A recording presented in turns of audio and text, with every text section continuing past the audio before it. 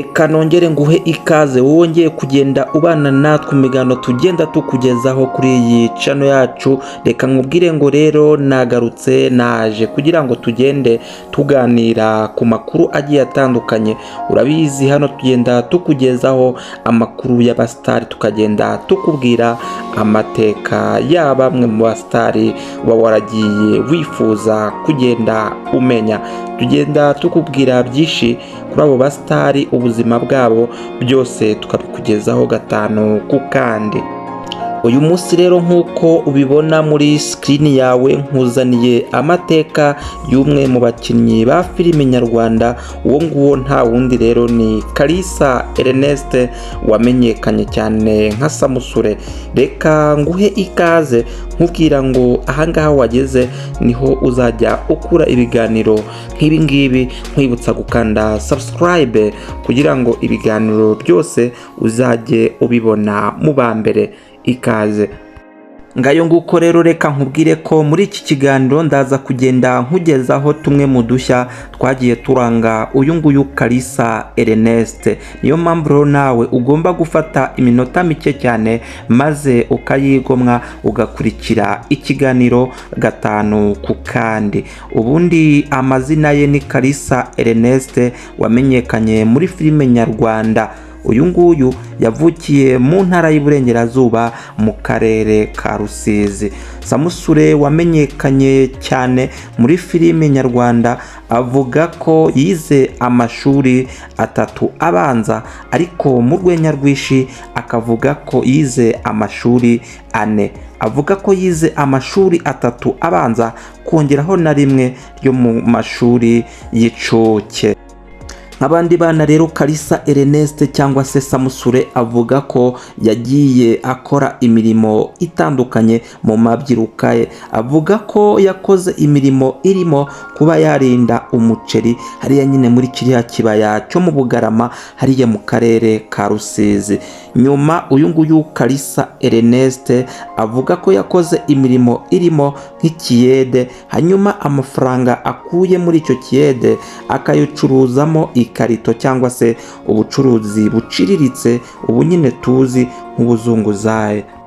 Nyuma yo gucuruza ikarito rero, Kalisa Ernest avuga ko ubuzima bwakomeje kugenda bwanga, hanyuma ibyo ngibyo bigatuma abivamo maze akigira gukora akazi ko mu rugo. Avuga ko atangira gukora akazi ko mu rugo yahembwaga amafaranga 700.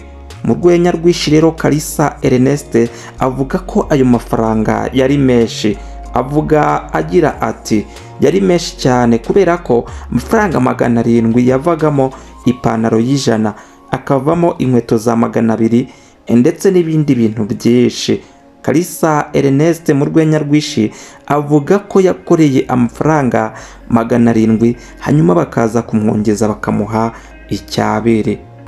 Samusure rero yakomeje kugenda akora imirimo itandukanye hariya mu cyaro cy'iwabo i Rusizi, ariko nyuma aza kugira gutya asimbukira i Kigali. Avuga ko yaje i Kigali atari mu buryo bwo kuba yaza gukora imirimo itandukanye, ahubwo avuga ko yari yifitemo impano zo kuba umwe mu bakinnyi b'ikinamico za Orefor RBA y'ubu. Avuga ko ubwo yazaga i Kigali nanone kandi ngo yari afite amashyushyu menshi yo kureba umuhanzi Lucky Dube, uyu nguyu nyine wari urimo urataramira i Kigali muri ibi bihe. Samusure rero akigera i Kigali ibyo yibwiraga siko byagenze, kuko ngo akigera hano mu mujyi wa Kigali nyine ubuzima bwakomeje kwanga, maze naho ahitira mu kazi ko mu rugo. Avuga ko akimara gukora ako kazi ko mu rugo yagiye ahindura akazi. Ahangaha yakoze akazi ko gukora mu kabari, kogosha ndetse n'indi mirimo itandukanye yagiye akora nyine ubwo yamaraga kugera hano mu murwa mukuru Kigali.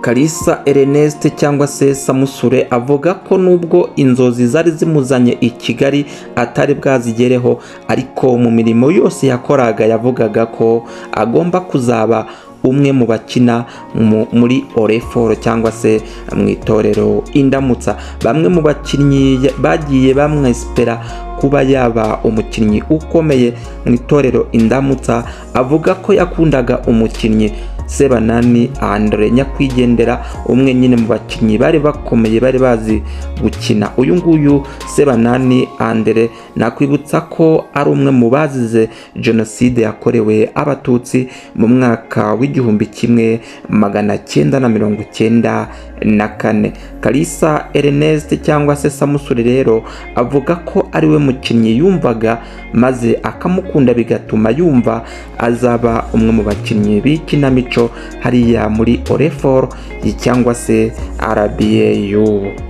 Aganira n'ikinyamakuru Kigali Today cyangwa se Keti Radio, avuga ko ubuzima bwakomeje kugenda bwanga, hanyuma ya mirimo yakoraga i Kigali akaza kuba agenda ayimurira hariya mu karere ka Rusizi maze yisubirirayo. Avuga ko akimara kugera hariya mu karere ka Rusizi yakomeje kugenda akora imirimo itandukanye harimo nko kogosha ndetse no gufotora. Kalisa Ernest byakomeje kugenda byanga, arongera ava i Rusizi, arangije agaruka i Kigali. Abanyarwanda rero baca umugani mu kinyarwanda bagira bati icyo uzaba ntaho kijya. Kalisa Ernest nawe kongera kuva i Rusizi akagaruka i Kigali, yisanze ari umukinnyi ukomeye wa filime nyarwanda. Akigera i Kigali, Kalisa Ernest yahuye na Habyarimana Charles, umwe mu banditsi bakomeye b'amafilime nyarwanda, ari nawe wanamwise Samusure, maze ahita amushyira muri filime zitandukanye. Ahangaha Kalisa Ernest yahise atangira gukina muri filime yiswe Haranira Kubaho, nyuma aza kuboneka muri filime yiswe Zirara Zishya ndetse n'izindi zitandukanye. 2016 uyu nguyu Kalisa Ernest yaje kugaragara muri filime yiswe Papa Sava ari kumwe na Seburikoko ndetse n'abandi benshi. Kalisa Ernest rero yakomeje kugenda amenyekana muri filime nyarwanda zitandukanye, ariko vuba aha yagize atya maze aburirwa irengero. Ku itariki 12 z'ukwezi kwa kabiri 2026, ejo bundi nibwo Kalisa Ernest yagaragaye ku kibuga cy'indege i Kanombe avuye muri Mozambique. Bivugwa ko Kalisa Ernest yavuye muri Mozambique kubera ikibazo cy'amadeni yari yaragize, maze ahita yigira hariya muri Mozambique. Akigera ku kibuga cy'indege i Kanombe, Kalisa Ernest yagiye ashimira bamwe na bamwe bagiye bamufasha kuba yagenda akira icyo kibazo cy'amadeni. Bamwe yagiye ashimira akigera ku kibuga cy'indege harimo Habyarimana Charles, Maître Bayisabe Irene ndetse n'abandi benshi bagiye bamufasha kuba yagenda akira icyo kibazo cy'amadeni yari yaragize, cyatumye ajya hariya muri kiriya gihugu cya Mozambique. Nk'umukinnyi rero wari ukunzwe cyane, Kalisa Ernest ubwo yageraga ku kibuga cy'indege ku itariki 12 z'ukwezi kwa kabiri yagiye yerekwa urukundo n'abanyamakuru batandukanye ndetse n'abantu benshi, inshuti ze ndetse harimo na mama we umubyara. Kalisa Ernest akaba ari umwe mu bakinnyi bakomeye hano mu Rwanda ukomeje kugenda agaragaza impanuro nyinshi cyane, yaba mu bato n'abakuru. Ibiganiro agenda atanga ku mbuga nkoranyambaga ni ibiganiro byiza kandi byubaka sosiyete. Ngayo nguko rero natwe reka ikiganiro cyacu tugisoreze hano, tukwibutse ko turimo turareba amateka ya Kalisa Ernest wamamaye cyane nka Samusure muri filime nyarwanda. Wowe komeza ubane natwe mu biganiro tugenda tukugezaho, ukanda subscribe kugira ngo amakuru ku basitari ku byamamare uba wifuza kumenya ugenda uyasanga hano. God bless.